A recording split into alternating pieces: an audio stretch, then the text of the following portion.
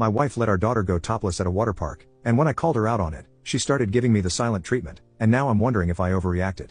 Me, 30 male, and my wife, 29 female, have a daughter, 6 female. Just last weekend, my wife took our daughter to a local water park with her sister and her 2 children. I had to work that weekend, so I was unable to come. My sister-in-law loves to take pictures on family outings just for the sake of having memories, so she brought her camera. When they got home later that evening, they all seemed like they had a great time. We were all sitting in the living room when my sister-in-law cast the pictures onto the living room TV. I couldn't believe my eyes. There was my daughter, wearing nothing but swim bottoms. I looked over to my wife as her sister kept clicking through the pictures, and she stared back at me with a completely puzzled look. I didn't want to say anything in front of my sister-in-law, so I waited until she left to mention it. Once she left, I immediately asked her about it. She tells me that our daughter spilled chocolate ice cream on the top and didn't want to wear it with the stain on it. I told her that our 6-year-old daughter does not need to be out in public topless, and she starts yelling at me for sexualizing our daughter and claims that since she's only 6, she doesn't even have anything to cover up. She also goes on to say that she wanted her to feel comfortable, and if she didn't want to wear the top because it would make her uncomfortable, then she would let her make that decision. I explained to my wife that she should have found a shirt or something to cover her up with, but she insisted that nobody seemed to care about it. She then tells me that I'm accusing her of being a bad mother and tells me that I'm making a normal situation weird for sexualizing my own daughter. Honestly, it wasn't all about her being sexualized.